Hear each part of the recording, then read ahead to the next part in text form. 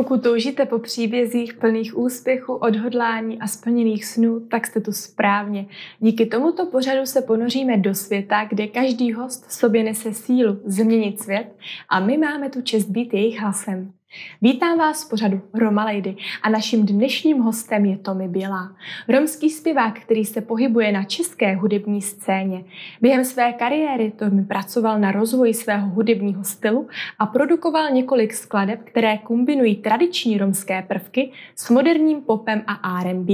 Jeho písně často obsahují prvky příběhů z jeho osobního života, reflektují radosti a strasti jeho komunity i širší společnosti.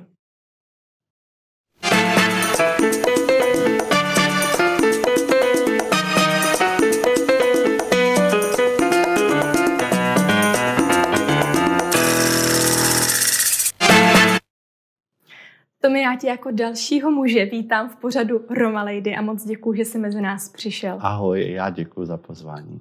Pokud dovolíš, tak my vždycky ty úvody máme takové trošičku zpátky do minulosti, zpátky v čase. Tak i s tebou bych se ráda vrátila do tvého dětství. Ty pocházíš z velmi hudební rodiny. Tak jak tě ovlivnila, jak ovlivnila tvoji hudební kariéru a jaký jsi byl jako malý chlapec? Já myslím, že moje rodina mě ovlivnila hodně. Můj tatínek je kytarista, zpěvák. Takže u nás vždycky zpívalo, hrálo, maminka taky zpívá. Ještě si pamatuju prarodiče, dědeček byl muzikant, myslím, že hrál na klarinet. Takže určitě mě to ovlivnilo do budoucna určitě hodně. A jaký jsem byl jako malý? Já myslím, že asi zábavný. Hodně. U nás, právě protože u nás byla vždycky nějaká jako muzika a to, tak jako pořád zábavy. A odmala jsem teda byl asi taky muzikant. Pořád zpíval. Takže už jako malý chlapec si měl ambice stát se zpěvákem. Určitě, určitě. No a jak probíhala tvoje cesta za tou tvojí hudební kariérou? Vzpomínáš si na nějaké tvé hudební začátky? Já si pamatuju na svůj úplně první koncert, který byl ještě na základní škole. Na nějaké besídce, to jsem byl úplně, já jsem strašný trémista, tam si pamatuju, že jsem byl strašně jako vystresovaný. To bylo takové první. Potom něco takové, já jsem teda asi od 20 let zpíval v romské církvi. Já jsem zpíval teda pravidelně každý týden, asi 7 let. Tam si myslím, že ta tréma potom trošku opadla, že jsem se naučil s tím pracovat, zpívat vlastně před lidma. To bylo taky krásné období. No a potom až první takový velký koncert před veřejností byla vlastně soutěž Mirigily. Řekni nám něco více o této soutěži. Tato soutěž byla asi před 3 lety. Já jsem se dostal do superfinále společně s Martou, s mojí hudební kolegyní, s kterou teď působíme. Super zkušenost a vlastně tam mě to možná nakoplo trošku víc to dělat opravdu vážně, začít se tomu fakt věnovat, takže já myslím, že to byl takový ten můj bod, začít to opravdu víc prožívat. Já už jsem v úvodu říkala, že v rámci své hudby propojuješ i jak tu romskou hudbu s takovými jako moderními styly, zmiňovala jsem R&B, tak co tvoji hudbou chceš předat? Já myslím, že určitě je důležité předat nějakou emoci. A myslím, že jak v kterých skladbách, že je to úplně jedno. V některé emoci je smutek, některé radost, takže ono je to vlastně asi individuální. Myslíš si, že tě hodně inspiruje právě tvá rodina a máš v ní konkrétně nějaký jako hudební vzor? To už teď možná ani ne, tím, že se svou rodinou nebydlím. Vlastně polovina mé rodiny bydlí v Irsku, kde jsem bydlel i já skoro 17 let. Další polovina bydlí na Moravě, takže už se teď tolik nescházíme, takže už asi ne. Tak se inspiruješ někým, koho možná známe, nějakým významnějším interpretem? Tak moje inspirace je určitě můj moc dobrý kamarád, tedy Košarkézy, kterou bych chtěl teda určitě pozdravit. A určitě já myslím, že nám mladým Romům otevřel hrozně dveře Honza Bendi, který je určitě skvělý interpret a který nám hodně to ulehčil. Celou tu naši cestu v těch našich kariérách. A v jakém třeba smyslu? Myslíš si, že tak se mu podařilo udělat takovou osvětu tomu romství v rámci té hudební scény? Určitě. A tím myslím i mezi bílýma a vlastně i mezi námi Romy. Myslím, že ti mladí lidé, kteří chtěli se někam dostat, chtěli zpívat nebo cokoliv, že právě Honza jim ukázal, že to jde. Že to jde a jde to i mezi těma bílýma a vlastně i mezi našima.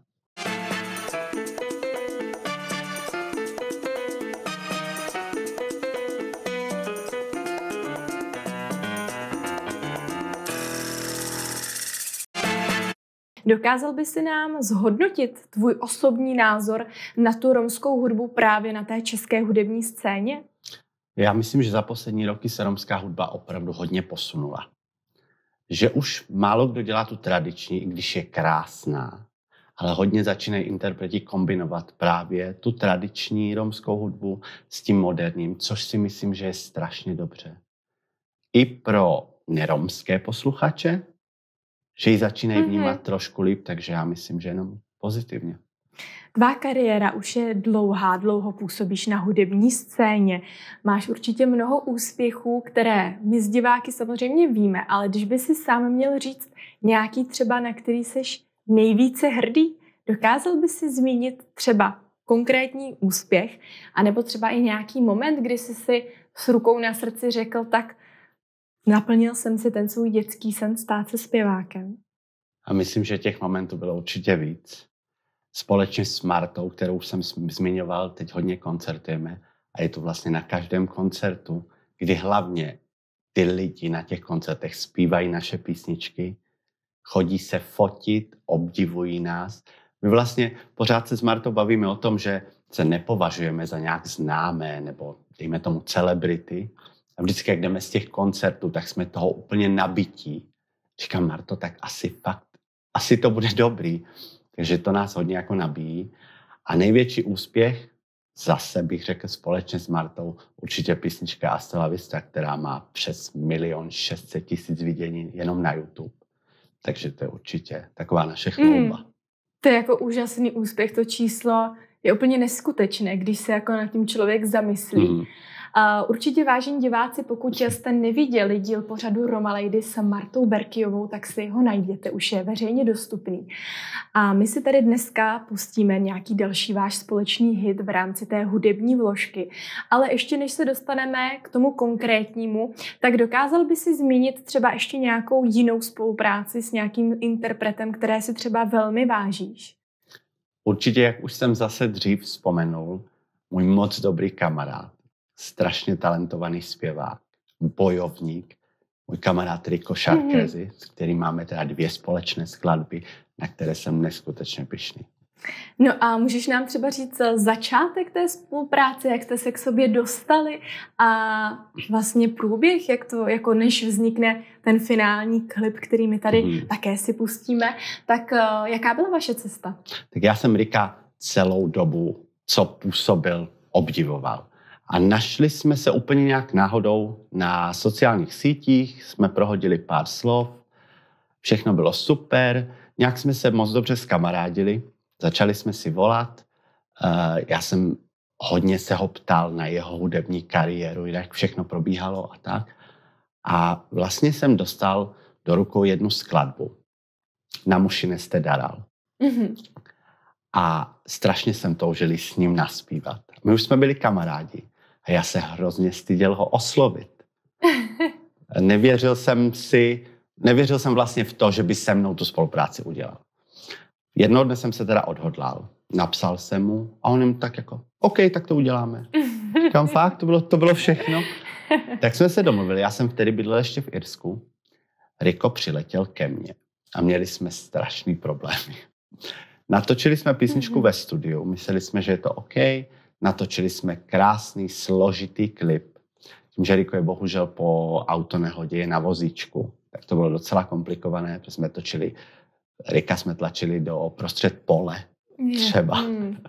No, točili jsme dlouhé hodiny, asi 3 dny v kuse. Vznikla z toho krásná věc. No, videoklip byl hotový. Poslali jsme vlastně hudbu na master, potom jsme zjistili, že je to špatně natočený. Takže já jsem potom vlastně za další asi měsíc letěl do Trnavy, na Slovensko, zase celé přes svět, takže jsme měli strašně moc problémů. A myslím, že je z toho krásná práce, jak budete moct asi vidět. A je to opravdu citlivá věc, takže doporučuji každému se podívat. No tak když nám to doporučuješ, tak se na ní pojďme společně podívat. Co říkáte, diváci? Pojďme si ji pustit.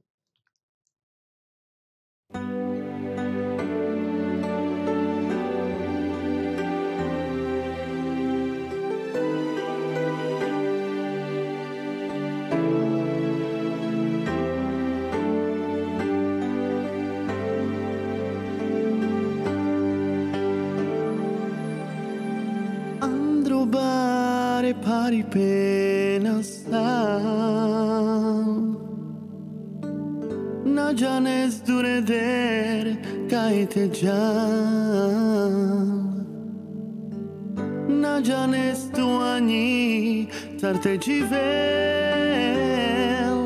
Acor soske tu pespale ki hotel Na visares No, no, no, no. Andro bare pari pensa Na janes durete che te già Na janes tu ani sarte jivel Acod soske tu bespaki odel Navisares Na mošine estimar te daral Na mošine estimar te rovel Odel tot camel Nevo ci vipen te del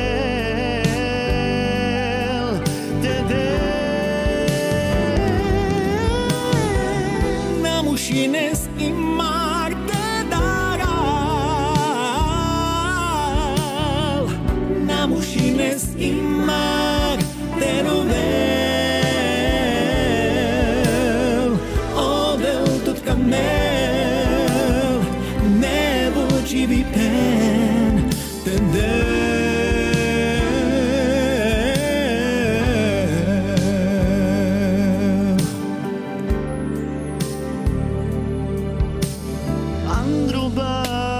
Pari pena sal Na janes dureder caite già Na janes tu ani certe gimbel Acor soske tu pespa io del Navisares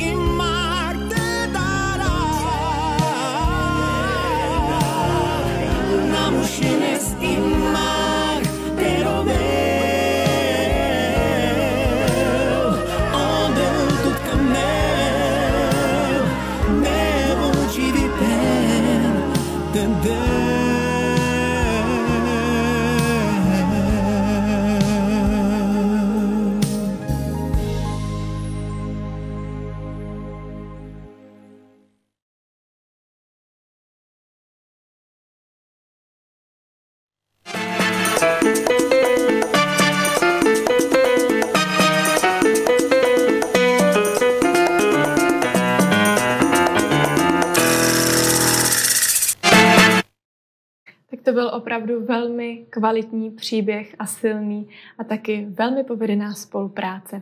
Budeme pokračovat v našem rozhovoru dále. Řekni nám, když by si měl říct, jaké máš třeba plány do budoucna v rámci tvé hudební kariéry, jestli můžeš nějaké zmínit, nebo ještě třeba nějaké sny, po kterých toužíš. Sny, já myslím, že už mě se vlastně naplnili. Já jsem takový skromný. A určitě máme plno dalších společných písniček s Martou. Plánujeme koncerty. Asi tak. Takže tě z diváky ještě máme zkrátka kde vidět a můžeme se těšit na tvá vystoupení. No skvěle. Ty jsi zmínil ty koncerty, já vlastně taky. Tak dokážeš třeba říct, jaká je příprava před tím koncertem, než vystoupíte na to pódium? Dá se nějak vůbec jako popsat, jak to probíhá ten váš den, když třeba víš, že večer koncertuješ? Tak já musím teda určitě na nás prásknout, že my jsme s Martou oba strašní stresáci. Jo, Marta, ta se úplně vždycky složí, ale nějaké přípravy, my se vždycky scházíme třeba pár hodin předtím, než někam odjíždíme, nějaká trošku zkouška, projedeme si texty, cesta, kdy naše cesty opravdu společně jsou nezapomenutelné. My se tolik smějeme. Na to fakt určitě nikdy nezapomeneme, každá jedna cesta je úplně super. Ale připravit se na to ani nějak nedá. No, jak říkám, my jsme hodně opravdu nervózní oba. A jakmile, já myslím, že většina těch zpěváků to tak má, ti, kteří to dělají srdcem a dělají to rádi, že v ten moment vlastně, když vystoupí na to pódium a veme ten mikrofon do ruky a vidí, že se to těm lidem líbí, tak to úplně opadne a my si většinou teda každý koncert užíváme naplno. Tak to je skvělý. Ty jsi zmiňoval vlastně dneska už několikrát, že jsi stresář, Marta taktéž. Máte třeba i nějaký lék nebo doporučení, jak na tu nervozitu, protože to je věc, která provází jako každého vlastně z nás při nějakém jako důležitém momentu. Každý se s tím vypořádává trochu jinak. Máte na to něco, anebo prostě čekáte do ten moment, než vejdu na to pódium, řeknu první třeba sloku a spadne to ze mě? Já myslím teda, že Marta je na tom trošku hůř. A já se vždycky snažím. Já myslím, že ten lék na tu její nervozitu jsem právě já. Že já vždycky hraju, jako že je to všechno v pohodě, vůbec žádný stres. Tím to u ní upadne a já vlastně tím, že si to tak jako sám hraju, že nemám stres, tak je to potom v pohodě. To je dobře, že jste tam vlastně takhle vzájemně pro sebe, jste si takovou oporou. No a co mimo koncerty? Jaký vlastně je tvůj život mimo to hraní, mimo to koncertování? Mimo koncerty já hodně pracuju. My tady máme takový rodinný podnik, rodinnou restauraci v Praze, kde hodně pracuju jako všechno. Jako kuchař, jako číšník, jako pomocník. My tam fakt děláme všechno, takže tam trávím hodně času. Tam mám i hodně kamarádů. Nás je tam teda, jestli můžu říct, hodně Romáků pracuje, takže tam jako trávíme hodně i volné chvíle, protože jsme všichni kamarádi, takže i přes volno, tam kafíčko, oběd s kamarádama, tak. Tak to je skvělý. A když by třeba si měl zmínit, protože to je pořád přece jenom Roma Lady, určitě na nás kouká mnoho žen a my ženy máme prostě rádi módu a všechno, co je s ní spojeno. A myslím si, že i ty, jak na tebe tak koukám a jak jsem i ve videoklipu viděla, krásné outfity, co ty a móda? Tak já myslím, že ono to tady k té mojí práci vlastně jde ruka v ruce. Že každý ten interpret by měl nějak vypadat, já nevím, jestli to každý řeší. Já to teda občas trochu řeším a myslím, že to není nic přehnaného, ale rád se oblíkám. Jo, jako já si taky myslím, že je to prostě důležité. Myslím si, že vůbec jako v dnešní době na tom není špatného si říct, že prostě chlapi se taky jako rádi oblekají, cítí se dobře a tak to prostě má být. Myslím si, že když se člověk cítí dobře, tak i určitě to má vliv na ten finální výsledek. Já taky samozřejmě určitě vyběhnu někam do krámu v teplákách, že vlastně mi stojí. Ale opravdu se snažím, když jdeme vystupovat nebo natáčet, tak si jako docela potrpím. No. Když jsi ještě zmínil i to natáčení, máš třeba nějakou zajímavou zkušenost nebo nějaký vtipný příběh, moment z nějakého jako natáčení, nějakého videoklipu nebo z přípravy na ten videoklip? Tak jak jsem říkal, my se s Martou fakt pořád smějeme. Takže my máme opravdu každé natáčení hodně zábavné. Tam se nedá určitě nic vypíchnout, protože každé to natáčení je jiné, ale každé my si fakt užijeme na 100%, takže... Když by si měl vzkázat nějakou radu nebo nějaké motto, možná předat nějakou zkušenost třeba mladým romským zpěvačkám, zpěvákům, kteří rádi zpívají, mají to rádi, mají třeba plány v rámci své jako hudební potenciální kariéry a chtěli být třeba v podobných cestách jako ty. Co by si řekl? Tak já bych určitě řekl, většinou se to zdá jenom jako fráze, ale mám to vyzkoušené, že opravdu ten člověk pak, když chce a jde si za tím a má aspoň trošku nějaký talent, tak já si myslím, že to vždycky klapne. Vy a Marta jste toho určitě výsledkem, zejména váš nejúspěšnější dosavadní song Hasta la vista. Pustíme si nějakou písničku od vás.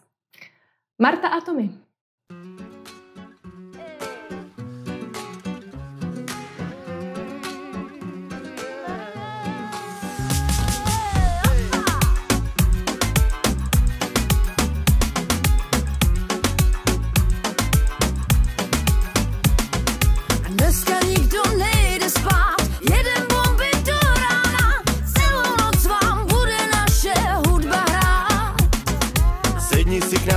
Napít. U nás si taky vítaný, jestli si černý nebo bílý, nám fakt nevadí.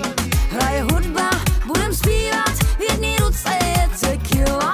Temperament, ten mám v žilách, máme ho tam každý z nás. Dnes večer je každý vítán, dveře jsou vždy do kořán. Tak pojď s námi, tenhle refrén nenechá tě jen tak stát. Šajlala, avakana tumanca.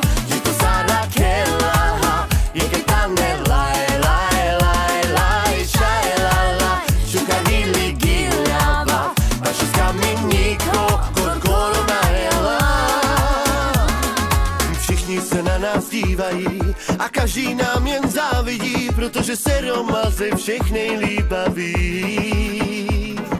A pojďte všichni dokola, tahle skladba tě volá.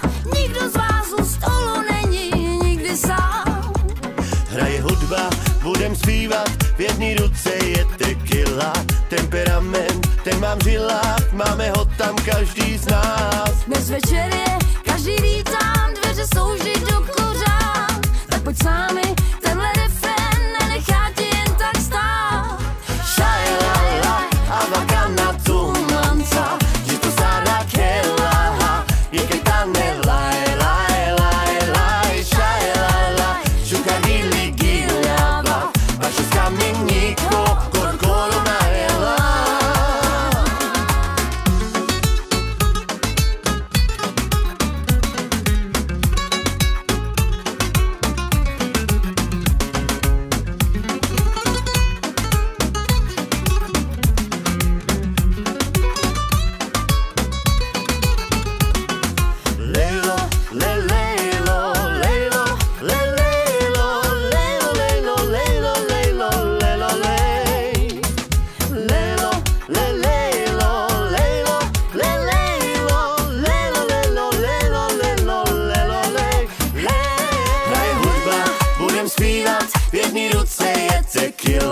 Temperament, ten mám v žilách, máme ho tam každý z nás. Dnes večer je každý vítán, dveře jsou vždy do kořán. Tak pojď s námi, tenhle refrén nenechá tě jen tak stát. Šajlala, avakana tumanca, že to sára kela, je ketane laj, laj, laj, laj. Šajlala, šukadili gilava, vaša skameníko, korkolo najela.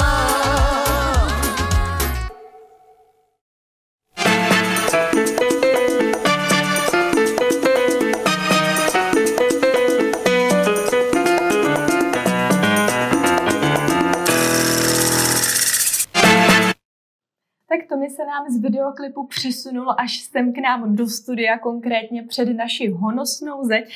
A já bych tě v tuto chvíli požádala, zdali by se s námi na ní podepsal. Moc rád.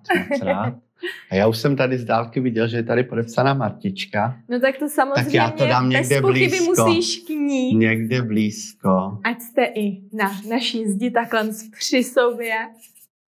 Tak. Já bych ti chtěla moc poděkovat, že jsi dorazil sem k nám a byl jsi součástí pořadu Roma Lady. Já ještě jednou děkuji za pozvání. Není vůbec zač. Já bych vám, diváci, také chtěla poděkovat za to, že jste byli součástí tady toho dílu. Doufám, že se vám líbil. Určitě nám to napište do komentářů pod video a budu se na vás těšit příště s dalším výjimečným hostem v pořadu Roma Lady. Mějte se krásně a brzy na viděnou.